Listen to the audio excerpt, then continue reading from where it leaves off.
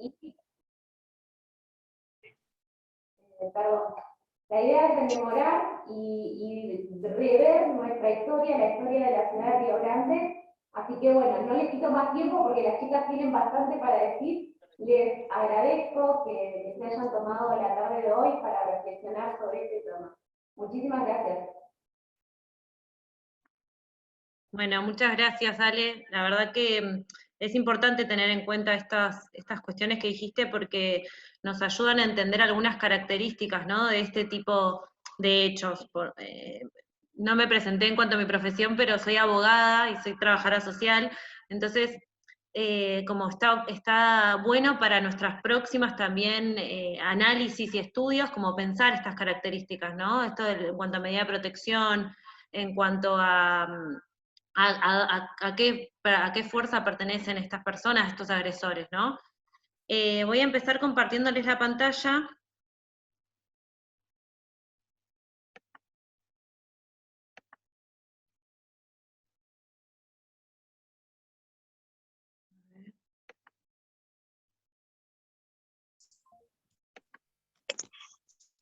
¿Se ve ahí?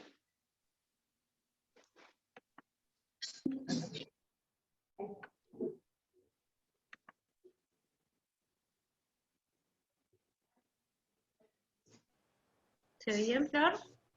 Ahí está. Sí, ahí se ve. Gracias, Luz. Bueno, ¿querés comenzar, Flor? Sí.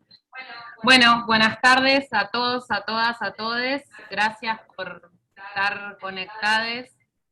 Muchas ya estamos como un poco saturadas de esta virtualidad. Sé que es un esfuerzo en la diaria, sobre todo por ahí estar conectadas a actividades virtuales, pero nos parecía importante presentarles algunas informaciones, algunos datos en el marco de este texto Ni una menos que vamos a vivir mañana, el último, el día 6 años del primero.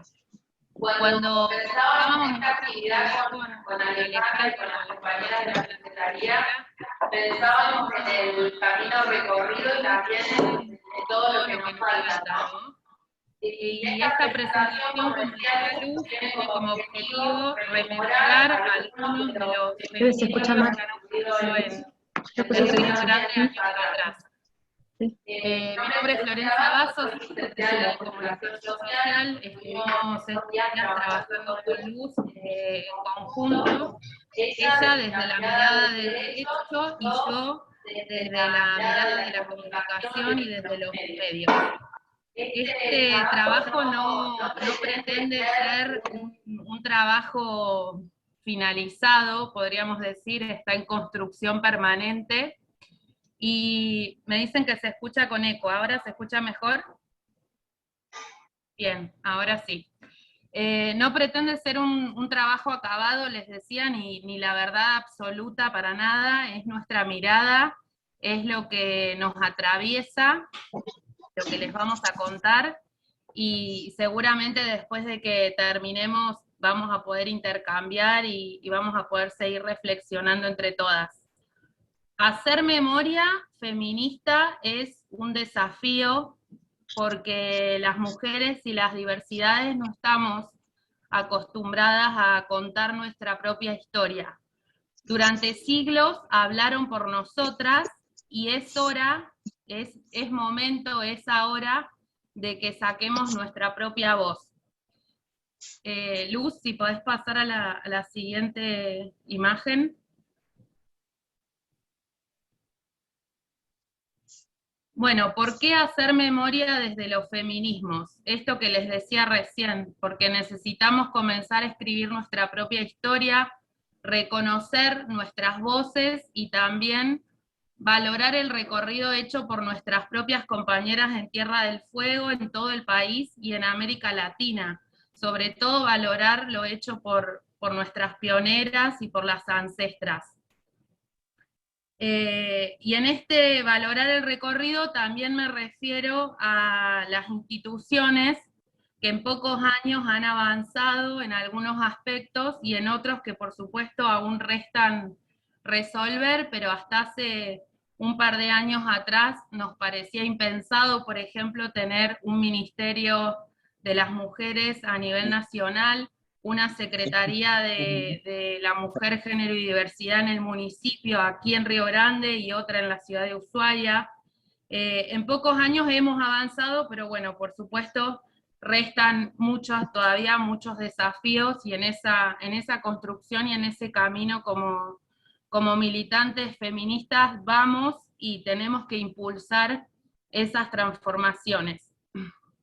Acá yo, bueno, con Luz elegimos esta cita de Amelia Valcárcel que dice: pienso que cada tiempo cubre su etapa y nosotras que vivimos de lo que otras y otros nos consiguieron, tenemos que cubrir la nuestra. La elaboración común de una agenda de mínimos que evite pérdidas de lo ya conseguido y refuerce el asentamiento de logros. Mínimos que son máximas. Es decir, esto que les decía recién, lo conseguido que ya se convirtieron en ese piso que necesitamos para avanzar en toda la sociedad. Y déjame también agregar, ¿no? Esto de que vos decías, bueno, de resignificar nuestra propia historia, ¿no? Las historias de Río Grande, lo que sucedió desde nuestra mirada, ¿no? Para sobre todo plantear una agenda local también, ¿no? Que este 3 de junio nos invita a pensar agendas locales. Totalmente. Bueno, ¿cómo surge el Ni Una Menos? Ahora en la próxima imagen.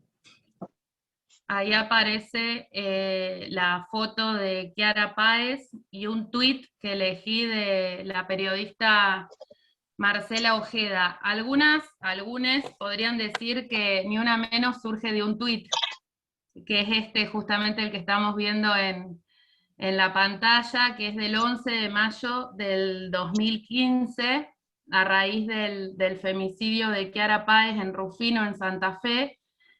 Kiara estaba embarazada, tenía 14 años, y su asesino fue su novio, que se llama Manuel Mancilla. La golpeó hasta matarla y la enterró en el patio de la casa de sus abuelos.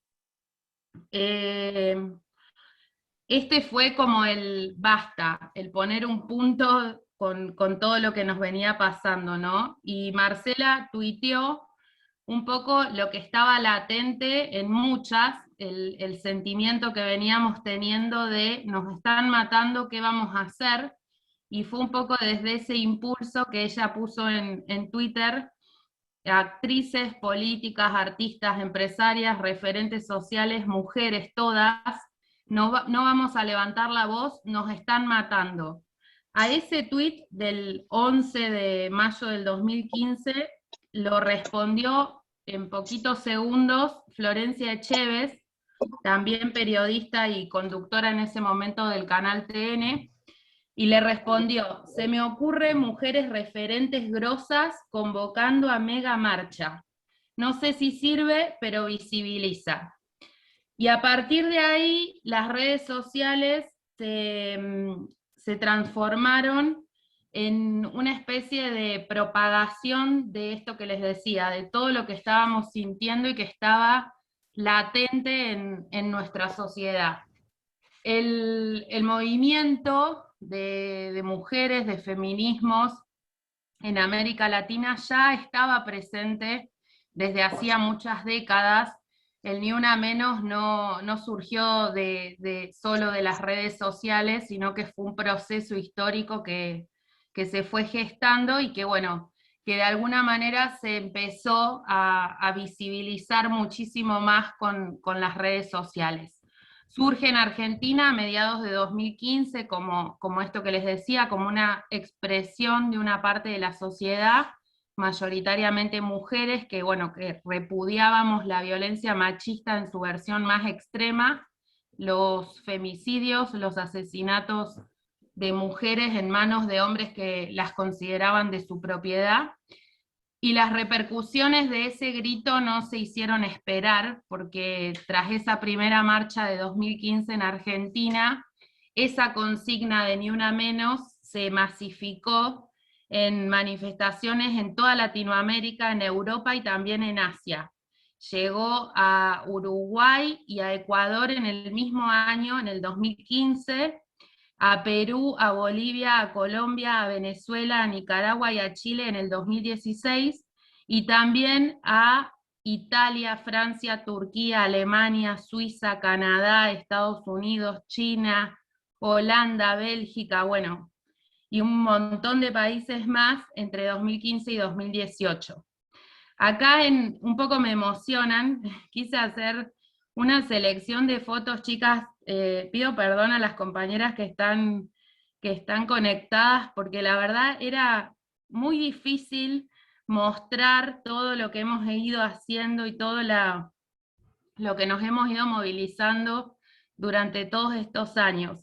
Pero de alguna manera puse la torre de agua ahí, que fue nuestro espacio público apropiado, esa torre que cada año nos encuentra en las calles, y desde 2015, todos los años, se eligió este 3 de junio para realizar marchas masivas en todo el país. Por supuesto que Río Grande no estuvo exenta, y siempre dijimos presente bajo esa consigna, bajo ni una menos, que luego se le fueron agregando otras consignas más. En 2016 fue Vivas nos queremos, en 2017 basta de violencia machista, y en el 2018 aborto legal. Fueron las consignas que se fueron sumando, que se fueron visibilizando en nuestras banderas también, con miles de personas que se manifestaron en todas las calles, en las distintas redes sociales también.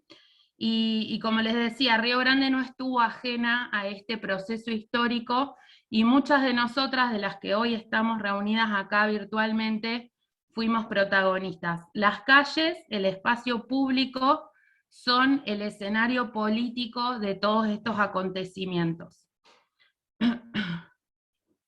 Si podemos pasar, Luz. Bueno, acá con Luz elaboramos una línea histórica imaginaria, una línea del tiempo imaginaria feminista. Queremos mostrarles algunos de los femicidios que ocurrieron en Río Grande en los últimos 22 años. No están todos, eso se los queremos aclarar, porque por ahí más de una se va a acordar de algún hecho que sucedió en estos años, y la verdad que era imposible poder poner todo lo que nos ha pasado, pero queríamos hacer una selección y presentarlos con este objetivo que les decíamos al principio, el de hacer memoria feminista. Tampoco queremos que esto se interprete como una simple enumeración de nombres, porque ninguna de estas mujeres que nos falta da lo mismo que no estén, ¿no? Detrás de cada nombre hay una familia, hay hijos, hijas, amigos, amigas, compañeros de trabajo, compañeros de la escuela o compañeras, y esas personas no están y nadie las va a reemplazar. Humildemente un homenaje para todas ellas, y justamente buscar que sus nombres nunca más sean olvidados, que es la forma también y son nuestra bandera en la construcción política que vamos haciendo todos los días. Esta línea del tiempo imaginaria empieza en el 99, que es cuando asesinan a Judith Esmeralda Muñoz Bustos, sigue con Eva Falcón en el 2000, en el 2005 están Flor y sus hijas, Florencia Sanservino, con Oriana y Ornella, en el 2008 está Magdalena Vilte, en el 2010 está, perdón chicas, estoy la verdad muy, muy emocionada de esto, en el 2010 está Marianela Rago, y en el 2013 Laura Aixa Susu Aguilar. Perdón, Flor, para poco ayudarte y hacerte pasar este momento un poco mejor. También agradecerles a los familiares, a los amigos que también nos han brindado fotos, nos han contado algunas cuestiones, digamos, agradecer, porque para nosotras es importante en clave de esto, ¿no? De recordarlas y de que no ha sido en vano, ¿no? Esto de por ahí puntualizamos en algunas situaciones, pero no dejamos de comprender que hay una familia atrás de esto, que hay un montón de gente que ha estado con estas personas, y en ese sentido queremos también agradecerles, porque bueno, sé que también en este Zoom hay amigas y familiares de estas mujeres. Gracias, Luz. Me hiciste respirar y tomar un poquito de aire y de fuerza. Bueno, vamos a empezar contándoles lo que sucedió con Judith. Judith fue asesinada por Walter Rodolfo Quirós el 1 de octubre del 99. Era mamá de un niño muy pequeñito, en ese momento era un bebé. Judith tenía una discapacidad y fue asesinada a golpes. En el 99, Walter Quirós violó, golpeó y asesinó con saña a Judith Esmeralda Muñoz Bustos, que ese era su nombre completo. Como les decía, tenía un bebé en ese momento, ya era mamá. Y en aquella ocasión, en aquel momento, Quirós se juntó con amigos y luego de tomar alcohol y de festejar, atacó salvajemente a Judith, abusó de ella, la golpeó y la dejó semidesmayada en un descampado cerca del Cabo Domingo. Luego de todo eso, no tuvo reparos en subir a su auto y pasarle por encima una y otra vez con una actitud de ensañamiento que la dejó agonizando durante muchas horas. Walter Quirós fue condenado por ese mismo ensañamiento a prisión perpetua y estuvo prófugo previo a eso casi un año, hasta que fue localizado en la provincia de La Pampa, de donde fue trasladado a Tierra del Fuego y condenado en el año 2000. Luego a Quirós, bueno, tuvo idas y vueltas en los medios, pero en este material que buscamos en el Diario El Sureño, en la hemeroteca del Diario El Sureño, encontramos que ya tenía antecedentes en otra provincia, en la provincia de Santa Cruz, y los medios en su momento lo llamaban el chacal, que en lenguaje coloquial el chacal refiere a una persona que es agresiva, sanguinaria y sin escrúpulos, y que puede resultar peligrosa o dañina para la sociedad. Yo les doy la definición, pero desde los feminismos lo que podemos decir de que Quirós es un sano hijo del patriarcado y de todo lo que nos sucede como sociedad, ¿no? No es ni un enfermo ni un loco, sino que es producto también de la sociedad que tenemos y de lo que tenemos que transformar. Con esto que les contamos de Judith, lo que queríamos con Luz mostrar es, primero, la cuestión de enfoque interseccional, que Luz, si lo querés explicar. Sí, un poco nuestra idea también es, de acuerdo con cada situación que vayamos detallando, como de ir agregando instancias para el análisis, ¿no? Y en este sentido queríamos traerles este enfoque, que seguramente muchas ya lo están escuchando, que es la interseccionalidad, ¿no? Y en este sentido la interseccionalidad, ¿qué nos invita? A que comprendamos cada situación atravesada por diferentes variables, ¿no? No tan solo la variable de género, ¿no?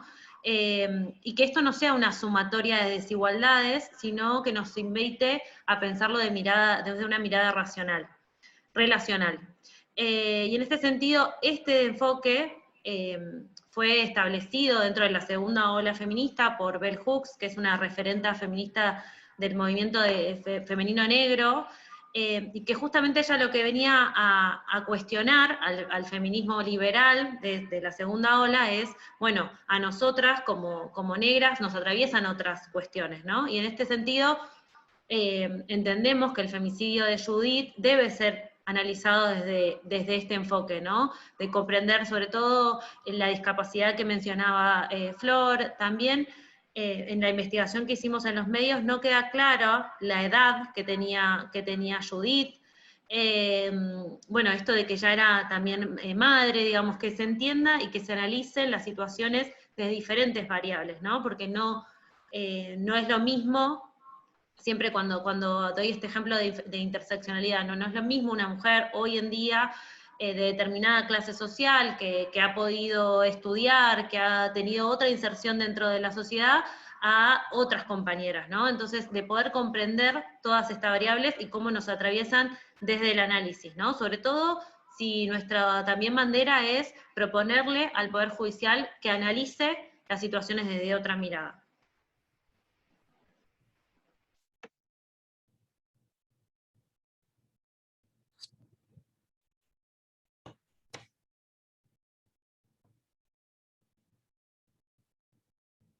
Me parece, Luz, que faltó una diapositiva anterior, ¿o no? Ah, bien, no, era para aclarar que esta cuestión, digamos, si bien puede sonar un poco técnica, pero es un enfoque que necesitamos en la justicia, y que el concepto fue de alguna manera incorporado en el 2017 por perdón, se me fue el nombre, por el observatorio que realiza, de femicidios, que realiza la misma Corte Suprema de Justicia. Sí, de hecho, en el último informe que salió ahora hace unos días, del año pasado, también se recupera esta variable, ¿no? Y que está bueno entender cómo nosotras desde los movimientos feministas imponemos algunos tipos de análisis, ¿no? Y que son, o sea, y también son apropiados, digamos. Sorprendentemente ver en el informe de la Oficina de Violencia Doméstica también la variable interseccionalidad, ¿no? Y la definición en sus ítems, como que también, digamos, toman nuestras teorías, ¿no? Porque son teorías, justamente. Bien, bueno, pasamos a contarles lo que sucedió con Eva Falcón, Eva Zulina Falcón, que fue asesinada el 23 de enero del 2000. Allí su familia nos brindó esta foto para poder también difundir su rostro. Yo particularmente, personalmente, nunca había visto la cara de Eva, y creo que también es clave en todo esto que les contamos, empezar además de poner nuestros nombres de las que no están, de las que nos faltan, también ponerles los rostros que corresponden, ¿no? Y no olvidarnos de sus caras. Eva fue asesinada por Ramón Ángel Abregú el 23 de enero del 2000, la asesinó de 4 balazos en el pasillo de una clínica privada de la ciudad de Río Grande, que ahí está la foto. Fue un crimen que conmocionó a la ciudad de Río Grande en su momento. Seguramente muchas de las compañeras aquí conectadas se acordarán. Abregú fue condenado a 20 años de cárcel, pero el 15 de febrero del 2001 se fugó del establecimiento penitenciario que estaba ubicado en ese momento en el barrio de la Margen Sur, y en la zona, perdón, de la Margen Sur, y desde ese entonces se mantuvo prófugo de la justicia hasta hace muy pocos meses atrás, que fue noticia también por haber pedido la prescripción de la pena que no cumplió. Vamos a decir que solamente estuvo 6 meses encarcelado desde que se lo enjuició. En su momento, lo que se decían las crónicas en los diarios que fuimos buscando y viendo, creían que había logrado escapar de la isla hacia Chile en un camión a través del paso fronterizo San Sebastián, y que desde allí se había fugado, se había trasladado a otro país. De acuerdo bueno, a lo que se logró reconstruir en aquel momento, Abregú había aprovechado las deficiencias de seguridad que tenía ese establecimiento carcelario llamado Puesto 1, que es el que figura ahí en ese titular, donde en ese momento había solo 3 policías que custodiaban a 23 internos, a 23 presos. Lo que produjo una conmoción muy grande en enero del 2000 en Río Grande fue que Abregú la mató a Eva de 4 balazos adentro de la clínica. Eva estaba embarazada de 8 meses y fue un crimen, podríamos decir así, tremendo, donde él salió y fue a buscar a un amigo y le confesó automáticamente el crimen. En la sentencia que leíamos con Luz, decía, estoy enfermo de amor. Esas eran sus palabras en ese momento después de haber matado a Eva. No fue juzgado, por supuesto, con la figura de femicidio. Remontémonos también al año 2000, mucho de todo lo que estamos hablando hoy y con el mismo vocabulario que manejamos hoy, todo eso no existía ni se tenía en cuenta tampoco, ¿no? Acá Luz les puede contar un poquito más de lo que tiene que ver con la causa judicial. Bueno, de hecho, lo sorprendente, si bien, bueno, como decía Florencia, no estaba el agravante por femicidio, digamos, de la ley 26791 es de recién el 2012, pero lo que sorprendente, por lo menos para nosotras, es que ni siquiera se consideró la relación de pareja, que en ese momento era el inciso 1.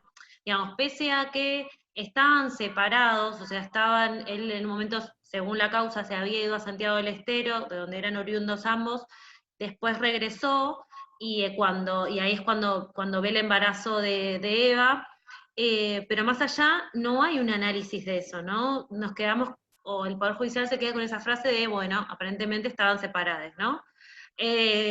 Pero convivían, de hecho, en la causa eso se puede analizar, ¿no? Entonces, eso nos pareció bastante sorprendente, que pese a poder haberlo agravado por el homicidio, por el agravante de la relación de pareja, no se hizo. Después esto que comentaba Flor de, bueno, había mencionado que estaba enfermo de amor, y en este sentido, evidentemente el embarazo, digamos, en esta especie de amor romántico, el hecho del embarazo efectivamente ocasionó, digamos, fue como el puntapié, ¿no? Porque ya las situaciones de violencia se veían desde hace mucho tiempo, de hecho eso está constatado en la causa, digamos, y esto se observa. Pero bueno, no se detuvo en ese análisis la causa judicial, de hecho él fue imputado por homicidio simple, sí, del aborto preterintencional, digamos, porque Eva está embarazada, y tampoco se analizó el tema de que Eva entra al sanatorio con ya un tiro, digamos, cuando luego él la persigue y entra al sanatorio, ahí le propicia 2 tiros más, ¿no? Entonces, tampoco se analizó esa persecución. Eh, Obviamente que también entendemos el contexto, ¿no? Pero en este sentido, y haciendo una revisión de las causas, podemos encontrar estas cuestiones, ¿no?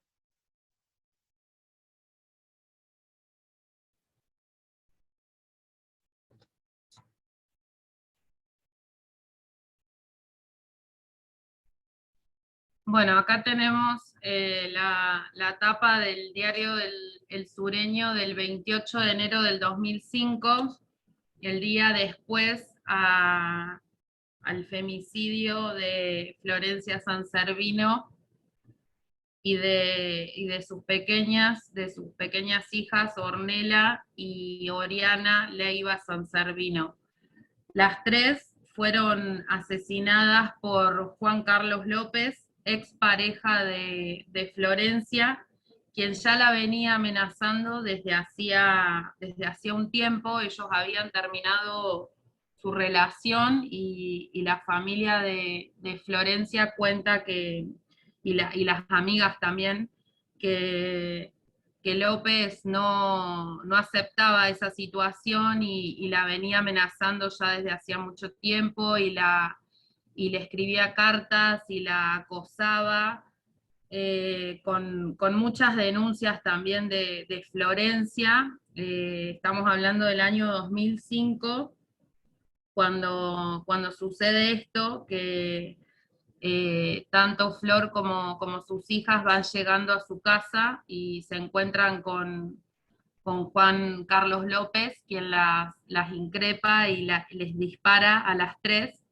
La mata a Florencia y luego mata a las nenas, y él luego de eso se suicida, por lo cual ni siquiera hubo causa judicial, no hubo un juicio con esta situación, ¿no? En ese momento el portal Infobae tituló "Drama pasional en Río Grande, mató a su familia y se suicidó".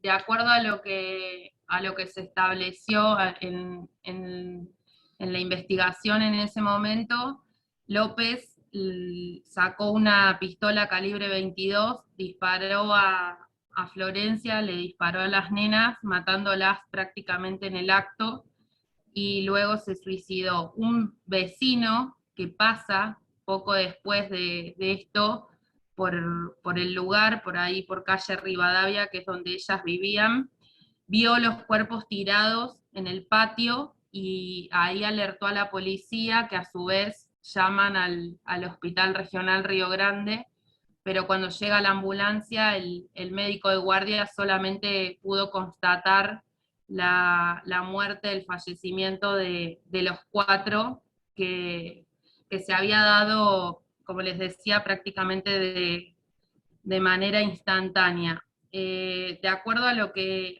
indicaba la prensa en ese momento,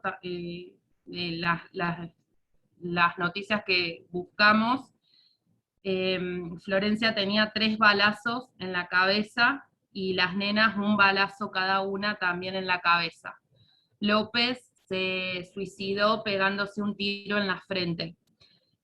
Como dicen les abogados, Luz, ayúdame acá, se extinguió la acción penal, se dice así. Exactamente, como no había a quien juzgar, porque esa persona que, bueno, el agresor en este caso se suicidó, no hay a quien juzgar, entonces directamente, digamos, no hay una investigación. Sí hay una investigación en cuanto el autor era él, pero no se lo puede sancionar, digamos, no va a haber un juicio para sancionarlo.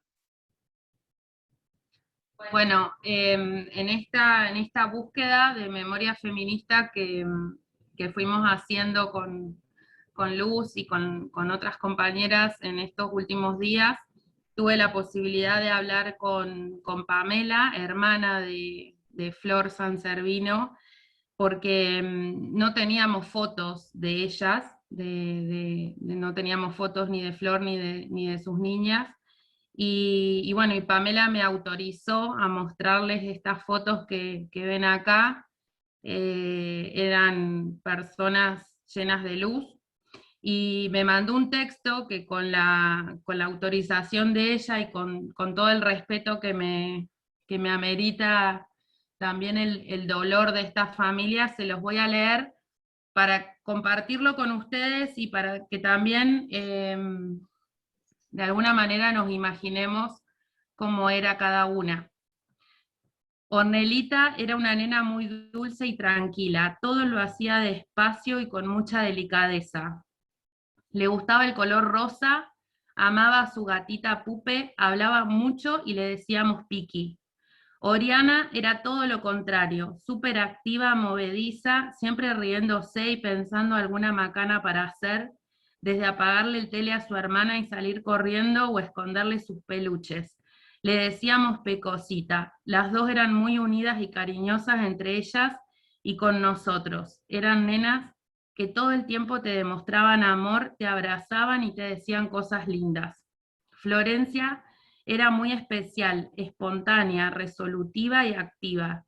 Tenía una risa contagiosa y ruidosa que se escuchaba hasta la esquina. Le gustaba hacer artesanías, era su hobby. Todo lo transformaba y reciclaba. Amaba a Jim Morrison y a Steven Tyler. Le gustaba el rock internacional y por sobre todas las cosas, amaba sin límites a sus hijas. Las tres eran un gran equipo. Luz, seguí vos. Bueno, y también en esta tarea de la investigación, ¿no?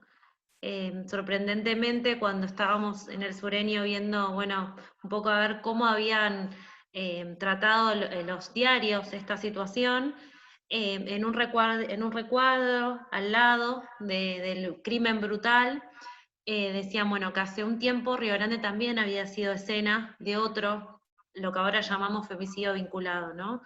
Y esto, bueno, era en el 96. ¿Cómo fue la masacre? También en Río Grande. Sí, se trata del femicidio de Margarita del Carmen y Parragués Sepúlveda y de sus pequeños hijos Rubén, de 9 años, y Antonio, de 7 años. Es decir, que esto que hablamos de Flor Sanservino y de sus niñas ya tenía un antecedente en Río Grande, había ocurrido en el año 96 en el barrio de Chacra 2, y la misma situación que pasó con Flor. Mataron a Margarita, mataron a sus hijos, y luego el femicida se suicidó, se llamaba Juan Delgado y era el papá de Antonio y de Rubén.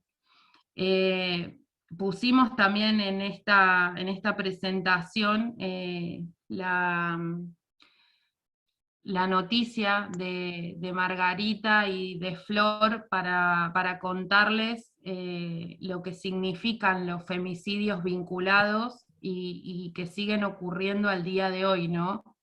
Esto de que no solamente es el femicidio el crimen por la condición de mujer, sino que también existen otros crímenes, otras muertes que están asociadas a la violencia por razones de género. Exactamente, y también entender que, bueno, vos decías esta de la condición de género, ¿no? Y en realidad el femicidio vinculado está definido como para hacerle daño a, ¿no? A la mujer, ¿sí? De hecho, en el Código Penal, luego de la reforma del 2012, el femicidio vinculado también está incluido dentro de nuestro Código Penal, ¿no? Y en estos términos, de causarle un daño a esa mujer. Y digo, como instrumento también, en la pelea de cada una, como dentro de este movimiento, ¿no? Que tenemos, comprender que hay recursos, digo, instrumentos, ¿no? Y en este sentido, bueno, nosotras acá les ponemos la Casa del Encuentro, que también hace una definición del femicidio vinculado, ¿no? Su fin, matar, castigar o destruir psíquicamente a la mujer sobre la cual se ejerce la dominación, ¿no? Y hay bastantes teorías con respecto al femicidio vinculado, muchas hacen la definición de femicidio vinculado en línea de fuego o conexión, que sería, no es el caso de estos dos femicidios que acabamos de ver, sino sí en el transcurso de realizar la acción de matar a una mujer, se mata a otra, ¿no? Eso sería línea de fuego o conexión, ¿no? Que de hecho, acá les subimos el modelo, bueno, esta es la definición que hace la Oficina de la Mujer de la Suprema Corte de Justicia, también con respecto a esto que hablábamos recién de poder retomar los conceptos dentro de los movimientos feministas, ¿no? También la OBD recopiló este concepto. Pero como les decía, dentro de estos instrumentos, existe un modelo de protocolo latinoamericano de investigación de muertes violentas de mujeres por razones de género, femicidio o feminicidio, ¿no? Esto también, el concepto de femicidio-feminicidio, el concepto de feminicidio relacionado con también la demanda hacia el Estado, digo, de las muertes por motivos de género. Y este documento, en su página 15, hace un análisis exhaustivo de cada femicidio, ¿no? De las características, ¿no? De esto de femicidio íntimo, no íntimo, y en este caso habla de femicidio por conexión. En esto que les decía yo de recién de línea de fuego o por conexión. Y después están los femicidios vinculados, sí, de personas para hacerle daño a esa mujer, ¿no? Por ejemplo, los femicidios vinculados que acabamos de analizar. Hay otros casos también en los cuales los agresores matan a los hijos o a algún familiar o a alguna madre, pero no la matan a la mujer. Digo, en esto de causarle daño psíquicamente, ¿no? El objetivo es ese, el causarle daño, ¿no? Y bueno, no vas a tener, como no vas a tener nada de lo que quieras, ¿no? Es como esto que decías hace un rato de Walter Quirós, ¿no? Son hijos del patriarcado, justamente. Tienen que ver con estructuras. Y en este caso también está, bueno, dentro del informe que hizo la OBD sobre el 2020, que salió la semana pasada, habla de 36 víctimas de femicidios vinculados, ¿no? O sea, por ahora, digamos, todo ese año, ¿no? También en cuanto a qué tipo de sociedad también está quedando, ¿no? O sea, en cuanto a, esto que hablábamos hace un rato de los vínculos, ¿no? Estas mujeres no son aisladas, ¿no? Tienen contextos, tienen familiares, tienen amigos, ¿no? Y también cómo nos atraviesan estas situaciones. En ese sentido es positivo el concepto de femicidio vinculado, ¿no? Para comprender esta situación multicausal, multivariable. Totalmente, Luz. Bueno, seguimos con otro de los femicidios que han ocurrido acá en Río Grande, y tiene que ver con el asesinato de Magdalena Vilte, que ocurrió el 31 de agosto del 2008. Yo ahí en la noticia remarqué la palabra pasional porque, bueno, me parece que da para analizar muchísimo desde los medios de comunicación cómo eso también se fue transformando. Ni siquiera existía la palabra femicidio en los medios, ¿no? Todo era asociado a la pasión o al amor, y en realidad sabemos que no tiene nada que ver con eso el amor. Magdalena fue asesinada de 14 puñaladas el 31 de agosto del 2008, aún su crimen continúa impune, al igual que el de Marianela Rago, que son los dos femicidios que les vamos a contar a continuación. A Magdalena la mataron en el Hotel Avenida, que era el lugar donde ella trabajaba, y en los medios no hay demasiada información sobre lo que ocurrió. Sí sabemos que a lo largo de la investigación fueron detenidos dos hombres, dos varones, Federico Laurenti, que era expareja de Magdalena y que fue durante mucho tiempo, durante la mayor parte de la investigación judicial, el principal sospechoso de haberla matado, y Carlos Tornavene, que era un hombre con el cual Magdalena mantenía una relación al momento de ser asesinada. Es decir, los dos detenidos fueron pareja y expareja de ella. A ninguno de los dos se los imputó, se los logró procesar en la causa judicial, y es por eso que decimos que el crimen de Magdalena está impune al día de hoy. Y acá me quería detener en esto del crimen pasional, ¿no? Y de su contracara, que sería realmente el utilizar el término femicidio, que se trata justamente de hacer visible este tipo de crímenes, que son crímenes sexuales y crímenes por razones de género, y más allá de las circunstancias y de los contextos que atraviesa cada femicidio, lo que tenemos que decir y lo que nos tiene que quedar en claro en realidad es que estas muertes se podrían haber evitado. Básicamente eso, que en los homicidios conyugales este tipo de crimen suele ser el resultado de una escalada de violencia fuera de control, que como decía Luz, se ponen en juego relaciones de poder, se pone en juego la dominación, el sentido de propiedad y el control que ejercen los varones hacia las mujeres. El concepto de crimen pasional, que me gustaría decir que ya todos los medios de comunicación lo han erradicado, pero no me atrevo a tanto, porque la verdad que muchas veces nos agarramos la cabeza con los abordajes que hacen desde los medios con respecto a las situaciones de violencia. El concepto de crimen pasional no es un concepto inocente, porque justamente está perpetuando la idea de que este criminal, este varón cis, está poseído por fuerzas exteriores que son inmanejables, y que justamente que por el mismo amor o que por la misma pasión cometió un acto que él no pudo controlar y que lo sobrepasó. Esto lleva a que se produzca una cierta simpatía con el homicidio, porque, bueno, no se pudo controlar, o sea, fue algo que se le fue de las manos.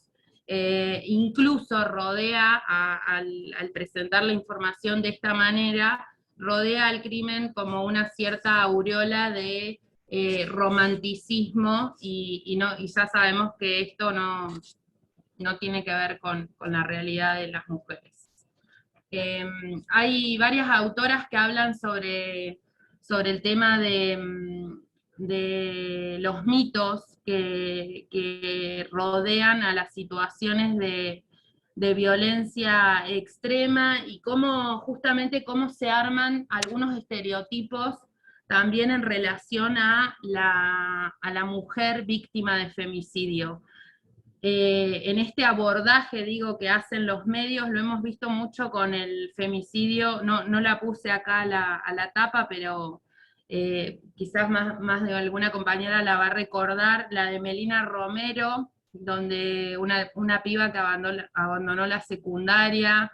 Bueno, hay muchas compañeras que han sido asesinadas y que los medios las han estigmatizado también, ¿no? Les han echado la culpa básicamente de que, bueno, un poco se merecía que la maten por puta, por vaga, porque no trabajaba, porque no estudiaba, porque no hacía nada de su vida, porque andaba con, no sé, cuatro machos. Digo, ¿qué hacía esa piba ahí? O sea, lo digo en este lenguaje porque es un poco lo que se instala también en el receptor o la receptora de la noticia. Estos mitos tienen que ver con un poco la cobertura que se hace, que acá, por ejemplo, en Río Grande es muy común esta cobertura mediática a modo de relato policial. Los periodistas y las periodistas que hablan con lenguaje policial. También está lo que tiene que ver con la trivialización del tema, con un tratamiento periodístico general, breve, descontextualizado, como si estos hechos, estos femicidios no tuvieran que ver con una problemática social. Esto que les decía recién, los mitos en relación al deber ser de la mujer y de la pareja, muchas veces también en esta reproducción que se hace del rol de la mujer en la vida doméstica, ¿no? Pero ¿qué hacía a esa hora en tal lugar? ¿Por qué no estaba en su casa atendiendo a su marido o a sus hijos? Digo, estos cuestionamientos que surgen también son muy comunes verlos en los medios de comunicación. Con respecto a lo que les contaba recién de Melina Romero, los mitos que acusan a la mujer, donde se cuestiona a la víctima, se erotiza la escena, se duda sobre lo que ha hecho la persona para llegar ahí, o un poco en esta cosa de, un poco se la buscó, ¿no? Dejarlo como un mensaje implícito. Y bueno, y también en esta mirada interseccional que mencionábamos, los mitos que refieren a la clase social, a la posición económica, a la educación recibida, incluso vemos abordajes muy distintos entre, por ejemplo, recordarán el femicidio de Lola Chomnales con el femicidio de Araceli Fulles. Araceli, una piba del conurbano bonaerense, y Lola, una piba de una clase social un poco más acomodada. Digo, cómo los medios también marcan la diferencia cuando la piba es del conurbano, o cuando es de una provincia, a cuando es de determinado ámbito, ¿no? Esto se ve mucho también. Y bueno, y por último, esto que les decía recién con respecto a Magdalena, los mitos jurídicos sociales que sustentan la violencia contra la mujer. O sea, lo que estamos viendo en este titular, de alguna manera, fortalece todas las estructuras que tenemos patriarcales en nuestra sociedad, porque se da una versión simplificada de los hechos, como si se trataran de casos aislados sin conexión, y se habla, por ejemplo, en muchas noticias de confuso episodio, instancias poco claras, ¿no? Cuando en realidad está claro lo que pasó. O sea, mataron a una mujer por su condición de mujer, eso se llama femicidio, y tiene que ver con una cadena de violencias que venía sufriendo esa persona anteriormente. Eso era un poco lo que les quería contar con respecto a los medios de comunicación y a este crimen pasional que aparece también, no solamente en el femicidio de Magdalena, sino en el de muchas que ya no están. También agregar, Flor, bueno, esto que hablabas de mala víctima, ¿no? Está muchísima, o sea, está muy instalado todavía. De hecho, también se me venían a la mente, por ejemplo, el femicidio de Ángeles Rawson, ¿no? De Micaela García, digamos, digamos, la justicia recurre a esos estereotipos, ¿no? De mala víctima, de buena víctima. Después también es tanto el femicidio de Magdalena Vilte, ¿no? Del modus operandi, ¿no? Las mujeres morimos o nos matan de determinada manera, ¿no? Esto también se puede ver en muchos femicidios, la captación, ¿no? Que lo pudimos ver en el de Judith, por ejemplo, de que el agresor capta, de hecho, no se analizó en esos términos en esa causa judicial, pero sí lo podemos observar, por ejemplo, en Micaela García, ¿no? La sentencia de Micaela García, la de primera instancia por lo menos, habla de una captación, ¿no? Y después en cuanto a la alevosía, ¿no? Esto de que las mujeres somos asesinadas no por un tiro, no, sino por 3 tiros, sino por múltiples apuñaladas, ¿no? Sino casi degolladas. O sea, ese es el modus operandi de cómo nos matan, ¿no? Y después el tema de la perspectiva de género también en el análisis, en la investigación, ¿no? Lo necesitamos. Necesitamos que se hagan investigaciones policiales con perspectiva de género, porque es la única manera también de poder recabar la prueba, ¿no? Desde esta perspectiva, ¿no? Este caso está todavía impune, ¿sí? Pero no se ha tenido en cuenta un montón de cuestiones, ¿no? Sobre el modus operandi, sobre cómo aparece muerta Magdalena.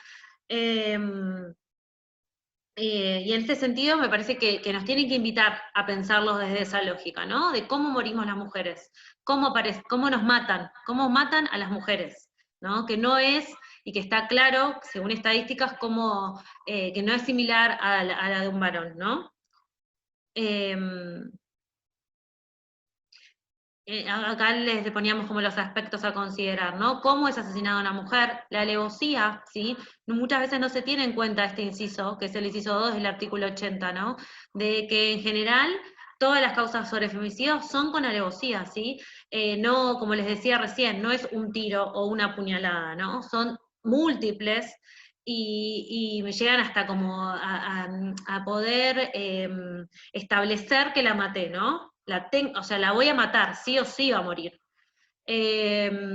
Y también los elementos del móvil, ¿no? De lo que lleva supuestamente al agresor a cometer, ¿no? Eso, y de estas características que les decía, la forma de captación, en general, sobre todo, todas las causas de femicidios vinculados, digamos, en cuanto a violencia doméstica, ocurren en espacios en los que no hay testigos, ¿no? Entonces, ¿cómo el Poder Judicial debe analizar esas situaciones de violencia? Porque pasan en todos los femicidios, no hay testigos porque son hechos que ocurren en espacios, digamos, personales, ¿no? Entonces, sí o sí nos invita a repensar estas causas, ¿no? En clave justamente de perspectiva de género, entendiendo la naturaleza, las características del ciclo de la violencia, de cómo, insisto, en cómo nos captan, ¿no? En la vía pública.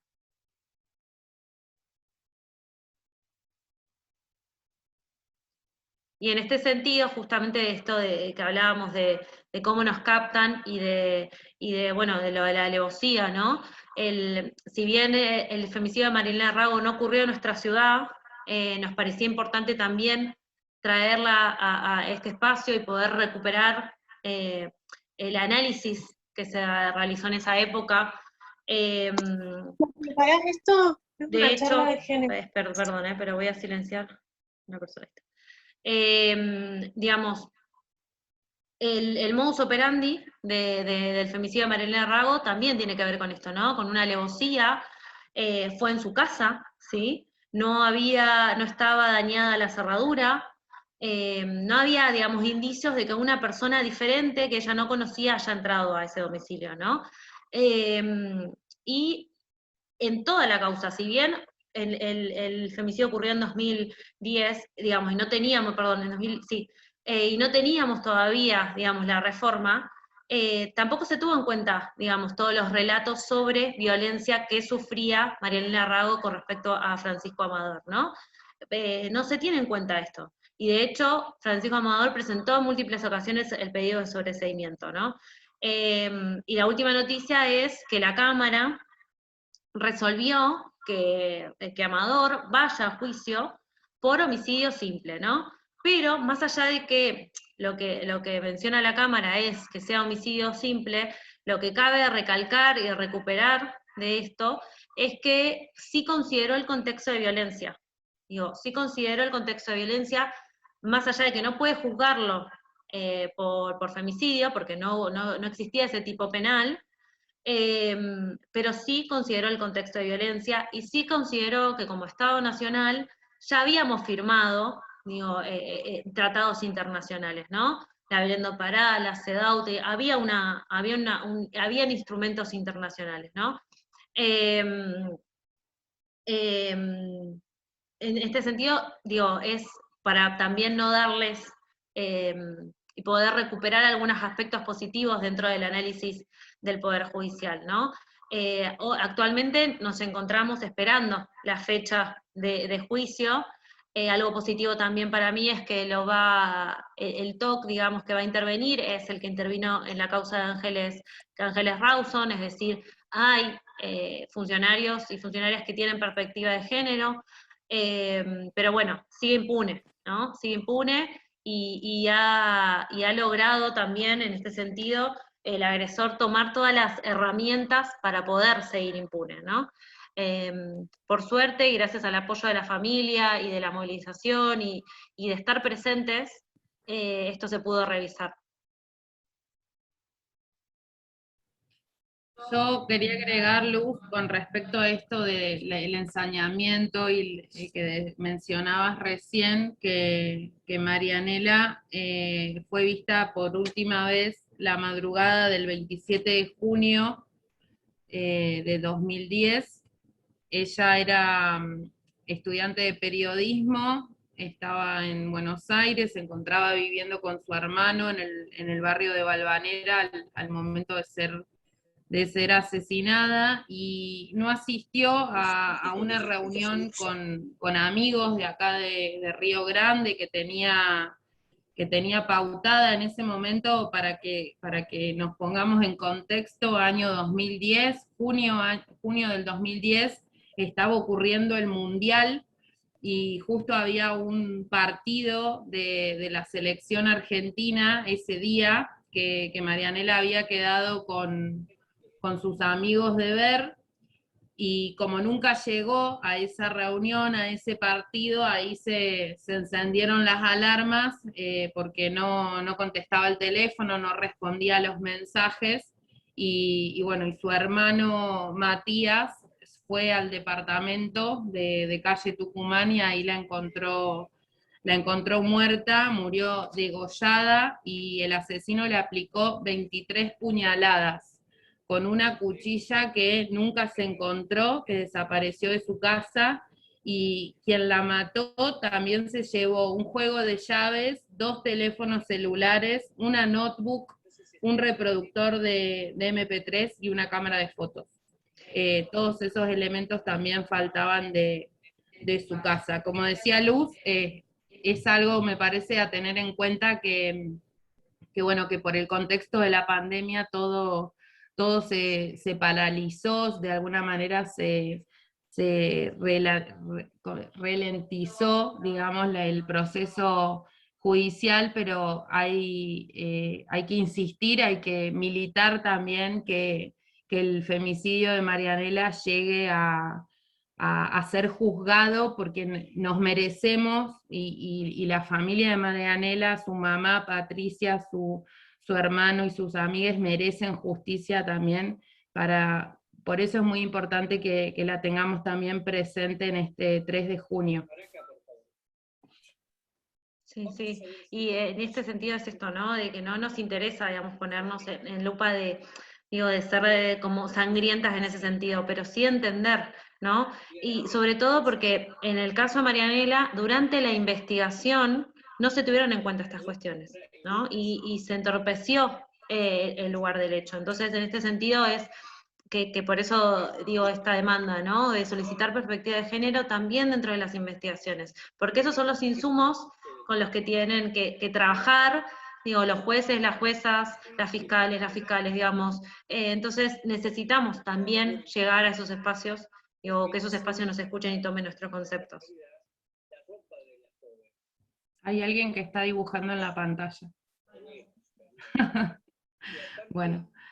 Y por último, les queríamos contar también, y la queríamos tener presente en esta presentación, la veo ahí a Eri conectada, está presente también en esta memoria feminista que venimos haciendo, Laura Ixa Susú Aguilar Millacagüín, que fue asesinada el 12 de mayo del 2013, fue la primera mujer trans de la provincia en obtener la partida de nacimiento y el DNI con su identidad autopercibida, luego de que se sancionara en nuestro país la ley de identidad de género. El transfemicidio de Laura fue cometido el 12 de mayo del 2013 en una casa ubicada en la calle Rivadavia, acá en Río Grande, donde vivía la pareja de Laura, identificada como Carlos Humberto Traver, de 55 años. Traver fue condenado por un tribunal provincial por homicidio. Su abogado apeló esta sentencia, que luego fue, la condena fue ratificada por la Corte Suprema de Justicia de la Nación. En lo que encontramos, digamos, de 2013 de Laura, bueno, ahí también en el titular se puede ver al costado esto que les decía recién de crimen pasional, y todo lo que significa los aprendizajes que hemos tenido que ir haciendo desde los medios de comunicación en relación a la ley de identidad de género, y a cómo también presentar la información en relación a las disidencias, y desde el respeto, ¿no? Esto que tiene que ver con ser un poquito más humanos y humanas. Ahí en el título se ve transexual Laurita, entre comillas, cuando Laura era su nombre. no tendría por qué haber sucedido que el medio titulara con comillas, y bueno, y después las crónicas policiales típicas con mucho morbo también y algunos detalles que no vienen al caso. Trajimos también este transfemicidio porque queríamos hablar de lo que es un poco la causa judicial que la va a contar Luz, y lo que es la figura del travesticidio a nivel nacional. Sí, perdón, estoy silenciando.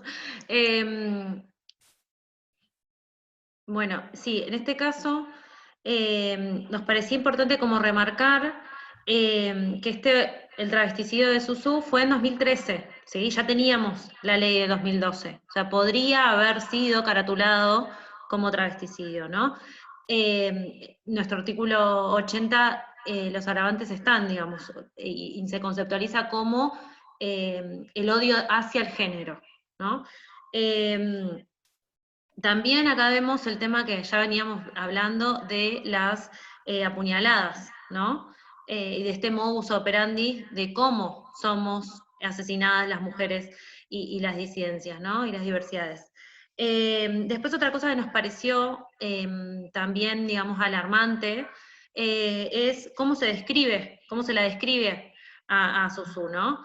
En toda la causa se menoscaba, digamos, su imagen, se describe la relación de pareja con bastante ensañamiento, ¿no? Y de una manera descriptiva no muy grata. Frases como, también hemos observado dentro de la causa, frases como incidente de alcoba, ¿no? En esto que hablábamos un poco de relativizar estas cuestiones, ¿no? Y a esto nos referíamos con el análisis asimétrico, ¿no? Y esto es observado en todas las causas con respecto a femicidio, ¿no? De hecho, ahora se me viene a la cabeza el femicidio de Lucía Pérez, ¿no? Cómo se la describe en una causa judicial, en una sentencia judicial, a una joven de 16 años, y cómo se describe y la benevolencia que se tiene con respecto a los agresores, ¿no? ¿Qué cuestiones no se dicen? Porque son del ámbito privado, de hecho, te digo, desde esta perspectiva, con estas palabras, lo dice la sentencia de Lucía Pérez, y qué cosas sí decimos de una joven que hoy no está, y que tenía 16 años y es revictimizante, ¿no? Y en este sentido también lo podemos observar dentro de la causa, dentro de la sentencia de Susú. Un análisis muy asimétrico del agresor y de ella, ¿no?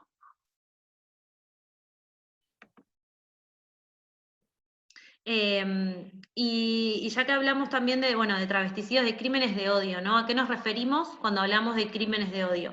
También es un concepto que, digamos, que es utilizado desde el 85, ¿no? Y sobre todo con respecto a los derechos humanos, ¿no? El movimiento feminista lo hizo parte a este concepto, y trajimos acá la imagen de Diana Zacayán, ¿no? Como también un fallo histórico del Tribunal Oral Criminal número 4 de Cava, ¿no? En el que calificó el asesinato de Diana Zacayán como un crimen por la identidad de género, ¿no? A partir del inciso 4 del artículo 80. Esto que les mencionaba tenemos hoy agravantes, tanto femicidios vinculados, travesticidios, ¿no? Esto está en nuestro Código Penal. No sé si querés agregar algo sobre esto.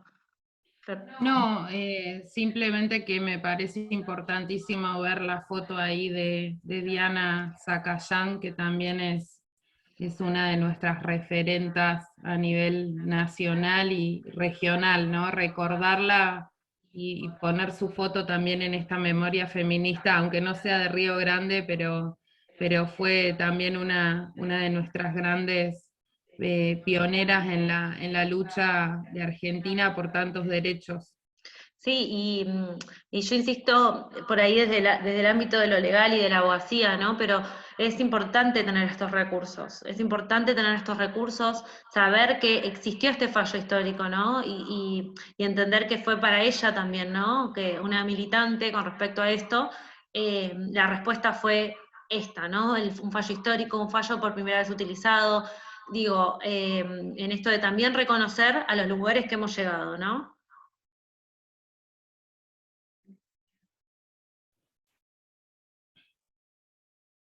Acá les mostramos el informe que ya hemos hecho referencia, ¿no? De la OED, de la Oficina de Violencia Doméstica. Acá les hablábamos de la interseccionalidad, ¿no? De cómo dentro de la Corte Suprema toman esta conceptualización, ¿no? Interseccionalidad, bueno, discapacidad, embarazadas, migrantes, internacionales, ¿no? En situación de prostitución, indígenas, descendientes de pueblos originarios, de situación de calle, ¿no? Esto, no es, como les decíamos cuando hablamos de interseccionalidad, no es una sumatoria de desigualdades, sino es comprender la realidad y que nos afectan las situaciones de violencia de diferente manera también, ¿no? Después también tenemos lo que les mencionábamos, de los niños, niñas, ¿no? Adolescentes a cargo. Esto es importante de pensar en un futuro, ¿no? En qué estamos dejando a nuestra sociedad, ¿no? Y qué es lo que hoy le dejamos a nuestra sociedad. Y también me parecía como importante esto en cuanto a los conceptos, ¿no? Que se toman desde los feminismos, ¿no? Mujeres trans, mujeres travestis, mujeres cis, pone la Oficina de Violencia Doméstica. Eso también me parece importante. Luz, agregar, ya para ir cerrando y por ahí dejar un espacio para preguntas, consultas y también intercambio, no sé, quizás que nos quieran contar lo que les surgió de esta presentación. Colocamos estos datos de la Oficina de Violencia de Género de la Corte Suprema, este registro que ya se viene haciendo hace varios años. Digamos, en 2020 el número era 251, pero años anteriores sigue siendo muy, muy similar lo que da esto, ¿no? Un femicidio cada 35 horas en Argentina. En 2019 fueron 252 los que se contabilizaron, en 2018 255, y en 2017 251, o sea, datos muy, muy similares en los últimos 3, 4 años, lo cual da la pauta también de que el problema es grave porque no se consigue que se reduzcan estos números que ya dijimos anteriormente, no son números, son familias destrozadas. No se consigue que se reduzcan a pesar de las políticas públicas que se van implementando, ¿no? Es decir, todavía falta mucho por hacer porque las respuestas no están, las respuestas, digo, estatales en este caso, no están alcanzando. Y perdón, y también en entender esto de la cifra, ¿no? La cifra nos ha servido, digo, es funcional, sí es funcional, pero en este sentido de que tener hoy un tipo penal como femicidio vinculado, como travesticidio, tampoco nos ha, digamos, no tenemos consecuencias de buenos resultados, ¿no? Tenemos que seguir pensando y sobre todo yo creo que hoy tenemos una demanda clara con el Poder Judicial, ¿no? Con esto que mencionabas un rato de las investigaciones, de cómo se realizan las investigaciones, de cómo se analizan las situaciones de violencia. Digo, para no quedarnos con el vaso medio vacío, ¿no? Sino entender que sí, que hemos avanzado un montón y que seguramente esta política de cifras, de hecho hay un libro que salió hace poco que se llama Feminismo en la encrucijada con el punitivismo, y que problematiza esto de las cifras, ¿no?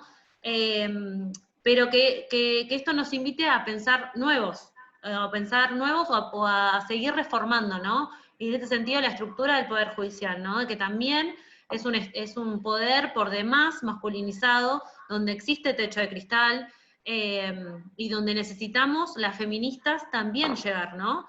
De poder invadir con estos conceptos, ¿no? Invadir de la mejor manera, ¿no?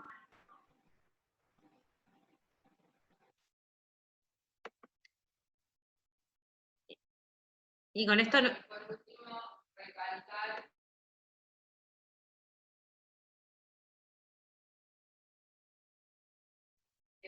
tener este año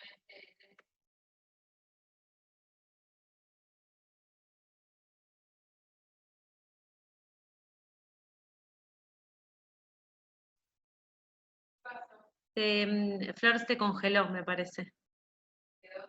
Sí, estás congelada. Bueno, en ese sentido, ¿no? Una reforma judicial transfeminista. Esto que les mencionaba hace un ratito, de poder pensar una nueva justicia, ¿no? Una nueva justicia, poder avanzar, ¿no? Como les decía hace un rato, el tipo penal femicidio o femicidio vinculado o transfemicidio no nos trajo mejores números por ahora, ¿no? Entonces, bueno, además de eso necesitamos la investigación en clave feminista, que se tomen los conceptos, ¿no? Desde el movimiento. La estamos intentando recuperar a Flor.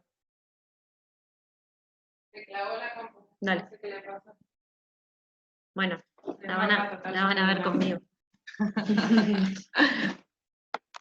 No era mucho misterio. Se develó el misterio. Se develó el Disculpen. misterio que estábamos juntas. Bueno.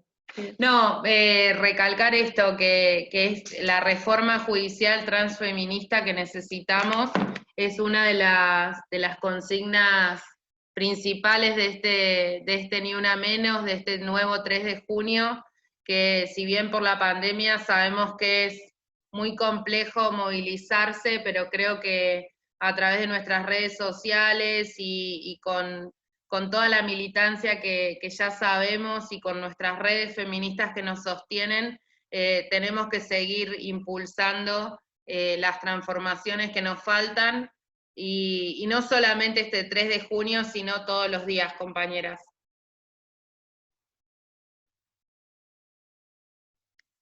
Bueno, también agradecer, ¿no? Esto que les contamos de que fue un gran trabajo agradecer sobre todo a las orgas, ¿no? A las organizaciones feministas de Río Grande, al diario Sureño, que estuvimos yendo bastante a buscar estas imágenes que les mostramos, ¿no? Nos parecía importante que puedan observar cómo fueron analizados estos femicidios, este transvesticidio, y bueno, y el juzgado de instrucción número 1, al Tribunal Criminal de Río Grande y al juzgado de ejecución, que fueron quienes también nos enviaron las sentencias para que podamos leerlas y analizarlas.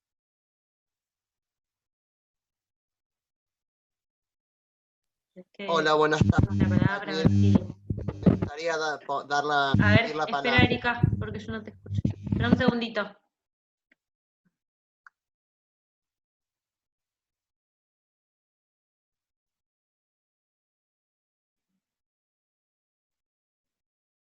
Me dibujaste toda la presentación, ¿te das cuenta? Ahora, fíjate si te escuchamos. ¿Erika? Sí, hola, buenas tardes, Ahí te compañeras. escuchamos. ¿Cómo estás? Bien, bien. Justo venía de una reunión en el cual a nivel nacional estamos presentando, con el aporte de las compañeras travestis trans, una reforma judicial transfeminista. Se viene trabajando como un proyecto de ley, también estamos siendo partícipes de esto. Quería destacar también que no solamente a Laura los medios hegemónicos la maltrataron, sino también en el juicio, en el cual también estuve siendo parte en la Secretaría de Derechos Humanos en el momento que trabajaba en la gestión de Fabiana Ríos, presenciando el juicio, no solamente en los medios hegemónicos, también en el juicio. En una parte del abogado defensor de Traversi la denominaban como hombre. ¿Sí? Porque hubo una parte en la cual otra persona que también estuvo implicada, que la desvincularon del caso, que forcejearon entre ellas y a ella le denominaban como hombre. Otra cosa también a destacar, que hace un año atrás, o 2 años atrás, a una compañera acá en Ushuaia también tuvo una judicialización y no le respetaban la ley de identidad de género. Y le pusieron por todos los medios el nombre de nacimiento, cuando ya había tenido el nombre de identidad de género. Lo que pasa es que este juicio estaba caratulado antes de la ley de identidad de género, pero en el juicio no se respetó a la compañera la ley de identidad de género, no solamente en el juicio, sino en los medios, tampoco se le respetó y se publicó en los medios el nombre de nacimiento de la compañera, como así también la misma compañera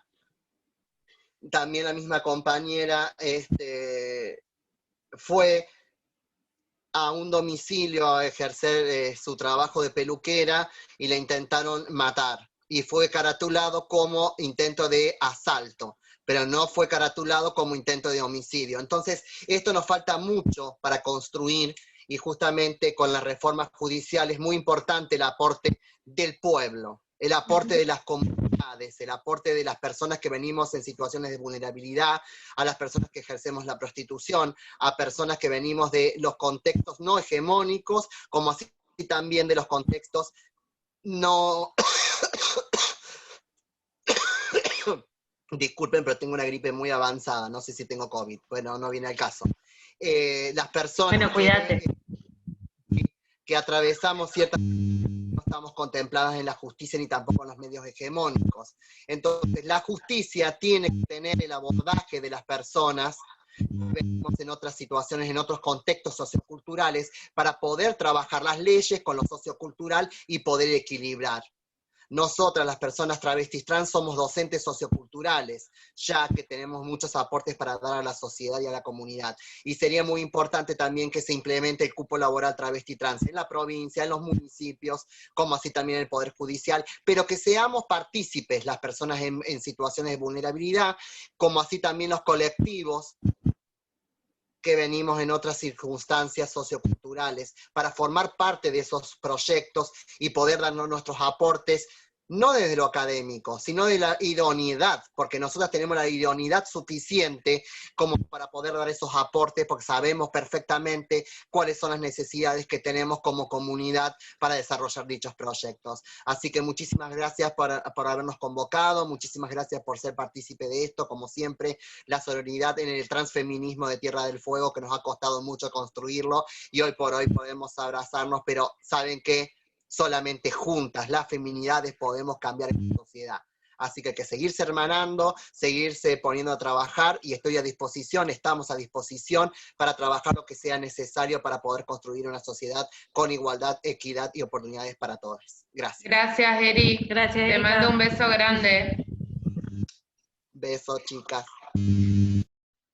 Bueno, no sé si alguna otra compañera quiere mencionar algo, quiere decirnos algo. Yo levanté la mano, ¿qué tal? Ah, ¿Cómo bueno, estás? Mónica, perdón, no vi. No hay Estoy nueva hay en esto problema. de la O tecnología. sea, primero, ante todo, agradecer a Flor y agradecer a Nadia de esta invitación a pensar y pensarnos entre todos.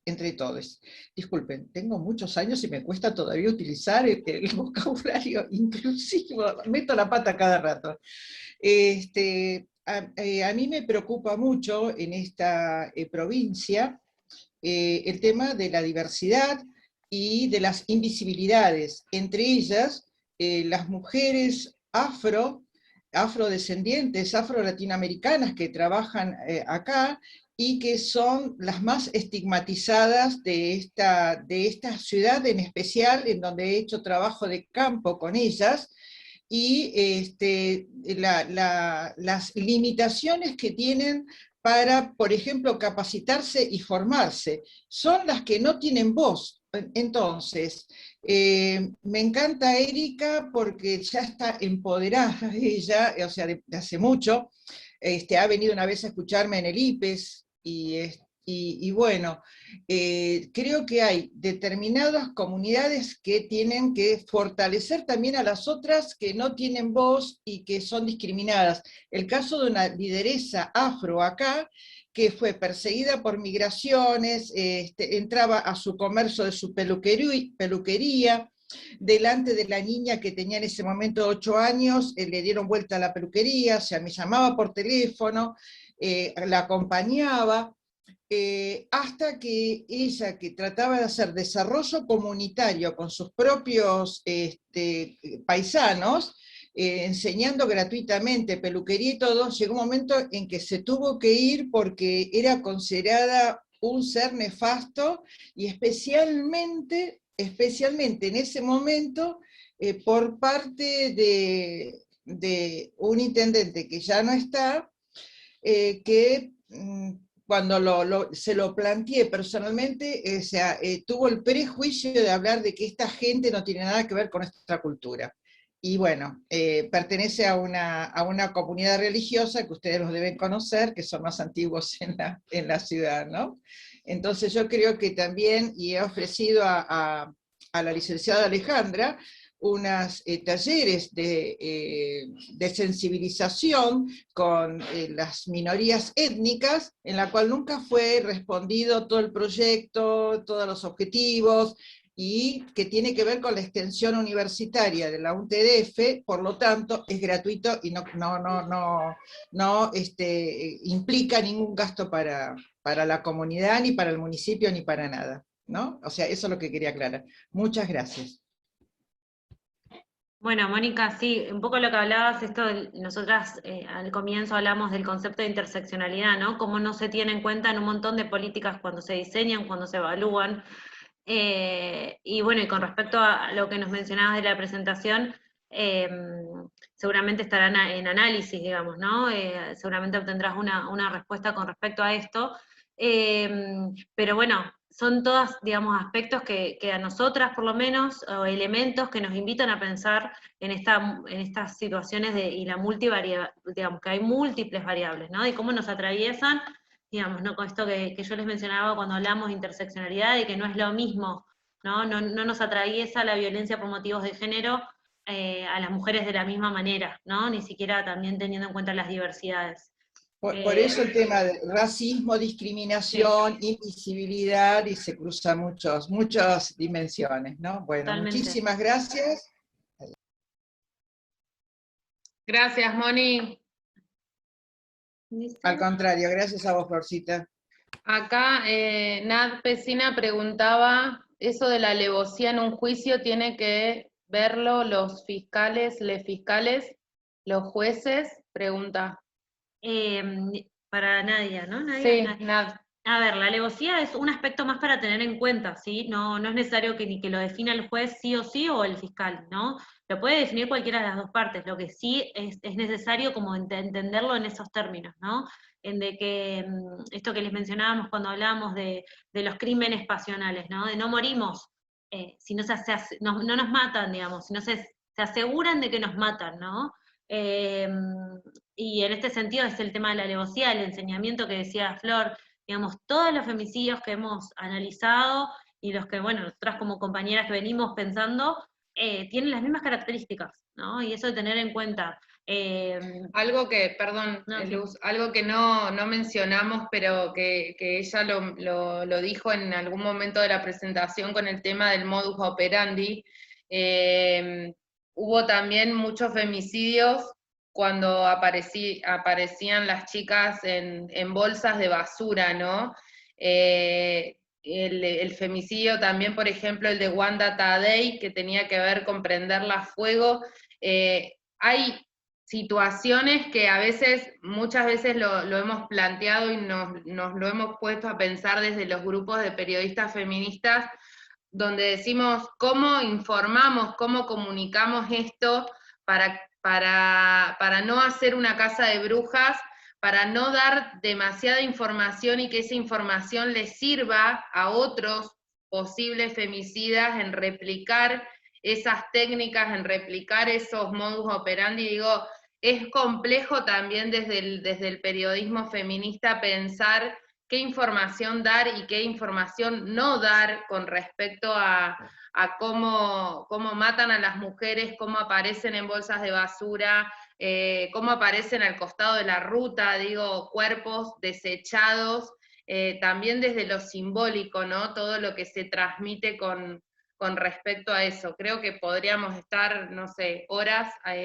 analizando y hablando, porque hay mucho todavía por pensar, y creo que entre todas y con estas redes feministas que hemos ido tejiendo estos últimos años, vamos construyendo todo el tiempo, no hay respuestas acabadas, por eso les decíamos al principio de la presentación, no tenemos todas las respuestas, simplemente fuimos buscando y haciendo también una recopilación de información con la colaboración de algunas familias que quisieron también, y las que no quisieron se respetó esa decisión, porque también son hechos muy dolorosos que no se olvidan, y que esa familia queda marcada por ese hecho, por ese crimen para toda la vida.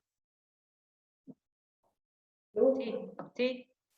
Luz, a la pregunta que hacía Nadia, si al momento de la alevosía la tiene que tener en cuenta la Fiscalía, que es quien, digamos, el juzgado de instrucción, la Fiscalía quien está investigando, y los jueces, sí, por supuesto que ellos son los que tienen que tener en cuenta la alevosía, pero mientras sigamos teniendo una justicia sin perspectiva de género, sin entender que se mata a las mujeres y a las personas por su condición sexual y por su condición de mujer, hasta que no se estudien con seriedad y hasta que no haya perspectiva, no se van a agravar las situaciones o los femicidios. Sí, la justicia es quien termina, digamos, va a juzgar o va a ir a juzgar de acuerdo a lo que se investiga, y sí, por supuesto que la Fiscalía es responsable. Sí, también nos sirve, digo, a las compañeras abogadas y abogados como elementos, ¿no? Para solicitarlo, para pedirlo, para ponerlo también, digamos, en las querellas. O sea, nos sirve como elemento para tener en cuenta desde esta perspectiva, como bien decís, de género, ¿no? En este sentido, creo que a veces lo normativo también nos sirve como instrumentos para la pelea, ¿no? Y para poder comprender que tenemos instrumentos, si bien falta un montón, los tenemos, y que tenemos que ir a pelearlos día a día, digo, ¿no? En esto de que decía Flor, de hacer carne un poco bueno, las cuestiones que están impunes, sí, pero de poder seguir peleándola, porque es la única manera, digamos, ¿no? De entre nosotras. No sé si alguna quiere mencionar algo más. Vero, ahí va. Ahí está. Ahí está, ¿no? Ahí está, sí, ahora sí. Bueno, no, quería realmente agradecerles el trabajo. Me parece que todos sabemos que la memoria es una construcción, ¿no? Es una construcción y es colectiva.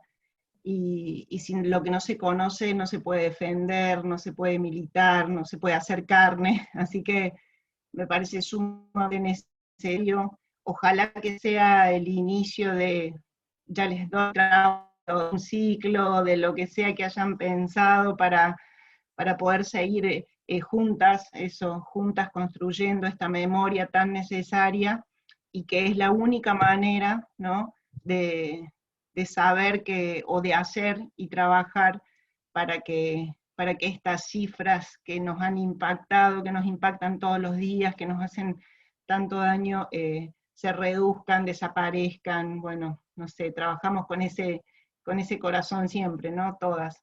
Así que agradecerles, la verdad que fue muy emocionante, dolorosamente, digamos, emocionante, pero creo que, bueno, tiene que ser un compromiso de todas, de todos este trabajo, trabajar por la memoria. Así que gracias, y bueno, ojalá que podamos seguir encontrándonos en este tipo de encuentros. Gracias, Vero. A nosotras también la verdad que es esto, ¿no? Lastimosamente emocionante, pero también de tenernos juntas, ¿no? De tenernos juntas y de pensar, yo pensaba en esto de la mirada local, ¿no? De un 3 de junio pensando también en los que nos pasa a nosotras en nuestra ciudad. Como eso es tan importante porque a veces, digo, nos sorprendemos de lo que pasa en otros lados, pero no recuperamos y valoramos lo que también tenemos acá, ¿no? Y de esto, de pensar que a nosotras también nos han sucedido situaciones así, y de pensarlas en esta clave, ¿no? Bueno, no sé si alguna quiere mencionar algo más, si no, vamos cerrando, le vamos a pedir una fotito para poder subir y poder que esto quede. Para que voy a buscarme el pañuelo. Dale. Hola, ¿qué tal? Buenas tardes, noches. Sí, espera. Disculpe. Antes de la fotito, para decir, queríamos volver a agradecer a las familias. Realmente las chicas hicieron un trabajo de visitar y de llamar a las familias agradecer porque realmente fueron momentos difíciles de rememorar esto y lo hicimos con mucho respeto. Me parece que, como decía Vero recién, que sea un puntapié inicial para que realmente hagamos memoria de lo que nos sucedió como ciudad, ¿no? Y que muchas cosas desconocíamos, y quiero decirles que está a disposición de cada una de ustedes. Las chicas fueron armando para ya dejar una carpeta con la casuística y la investigación que hizo Florencia, a quien le agradezco muchísimo, y bueno, Luz. Así que muchas gracias a todas, y que mañana sea un día de reflexión y de pensar políticas públicas y de pensar ustedes, cada una de sus espacios, cómo podemos ir colaborando a cómo podemos ir modificando esas cifras, ¿no? Eso que decía Florencia hace años, que no podemos bajar las cifras, no hay políticas públicas que haya podido hacer bajar esas cifras. Así que mañana sea un día de reflexión para nosotras, y bueno, que realmente sigamos con ni una menos, y así que si hacemos una fotito, nosotras preparamos nuestros pañuelos. Así, pues sí, ponemos así. ¿Salió? Sí. Gracias a todas. Perdón, Vanessa, ¿vos querías mencionar algo? Acá. Vale. Vanessa, ¿vos querías mencionar algo? ¿No? Ah, bueno, perdón. Te mando un beso. Bueno, les agradecemos a todas, a todos por estar ahí. Seguramente, y esperemos esto sea el puntapié de muchos más encuentros, y bueno, también decirles que estamos a disposición, como bien decía Alejandra, desde la Secretaría, es nuestra primera Secretaría, y eso también nos tiene que enorgullecer. Ay, lo digo y me emociono. Así que nada, a cualquier cuestión a disposición, y bueno, seguir pensándonos. Besos a todas.